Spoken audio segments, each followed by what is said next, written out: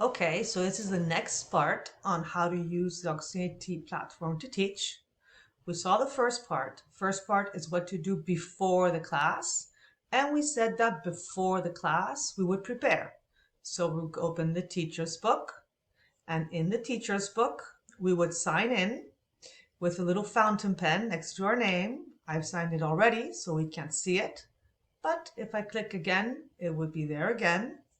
And then we spoke about going through the material and preparing 3 activities, a blue, a green, and a yellow for a 30-minute class. Now we're going to look at what to do during the class. So what we do during the class is we open the teacher's book to have it there to help us and have all the material for us. And then we're going to open the other icon. This looks like a monitor, okay? This is the digital class. So this is simply as thinking, I'm taking my books and I'm going to a classroom. Good. So part 2, what to do during the class. I open the monitor and I click on Start Class. When the class starts, you will see the videos on the left with their students and their names. They know their names. You don't have to ask them their names. They can see your name, so you don't really need to say your name either. Okay? In the middle, this is what the students are going to see. I'm going to show you right away. But before I do that, the question is, how do we start the class? There's no small talk. We don't ask the students who they are, what they do, where they're from, how their weekend went, because they already know how to say that. They paid to be challenged and they paid to learn. All right? And as I said before, if they're changing classes all the time with different teachers, and all teachers ask that, they'd just be repeating what they know. And here we work with actually making the practice what they don't know. So we're going to start with this tab called Quick Questions. All right. These are yes or no questions. You're going to ask between 3 and 5 questions per student. All right. Are berries very delicious? The short answer we're looking for is yes, they are, or no, there aren't.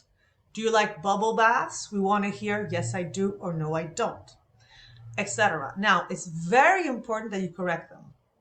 All right. We've seen teachers where students answer, are berries very delicious? Yes, I am. They say, okay, and they continue. No, I mean, they're coming to learn to be corrected. All right. So what are we going to do? If, for example, the question is, are you working in your dream job? And he says, yes, I were. We're going to model the answer because all this method and system is about offering a model for them to copy. All right. We're just going to say, yes, I am, or no, I'm not, or yes, you are, no, you're not. We're not going to go into the details of the verb to be, third person, singular, because as I said before, we do not teach grammar. All right? Little children that are 7 years old, they know how to speak. They have no idea of grammar. So this is what we're aiming for, a natural learning approach, a practical approach. Okay? Of course, lower levels should go for the do you, are you, can you. And as levels go up, I would test the challenge and go for the could you, would you, shall you, etc. All right? So you would start by asking between 3 and 5 quick questions per student because that will help you get into that fast-paced rhythm that we want and that alertness from the students to actually pay attention and listen to you. Okay? And it's also an icebreaker and, some questions can be fun. You can change the questions and come up with your own if you want. It's completely fine. All right. At this point, they don't see anything. Okay? They just hear what you're asking. Students are ready for this. They expect this. So this is how we should always start. If you fail to start like that, you're not using our system. The students will know and they will not have a good experience. All right? And we want to have students who are happy and stay on board. Okay. So how would we continue? If you look here under our control panel, all right, these are the list of the activities. Our universe, through thick and thin, ghost on Halloween parade, everything is here. So basically, I would go to my first activity and I would go to introduction and I would just start teaching the lesson. Students are going to see this, okay? But they're not going to see that. They don't see your screen. They just see what the slides you're launching them to see. They don't even see this screen. They have their own terminal, their own way to see the class. And all they have are the videos, the slides from the middle, okay? Like the slides I showed in the middle. And there's also a chat box, all right?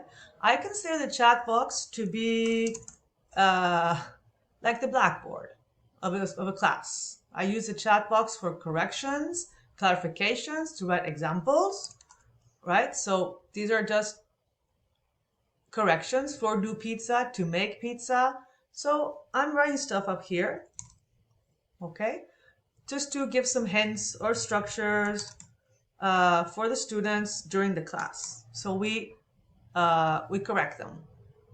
I was big when I was 10. I was old. I don't know.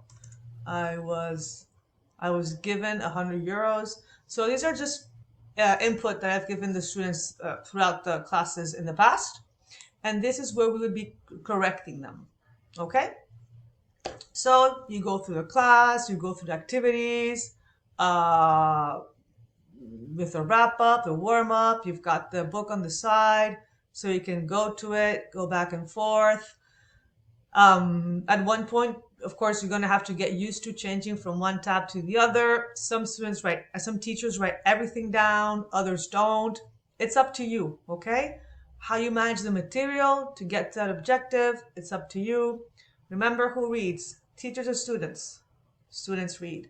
You might find some activities with videos. Videos are a big no-no, all right? We don't play videos in the classes. People don't pay money to watch videos. They can do that on YouTube and online.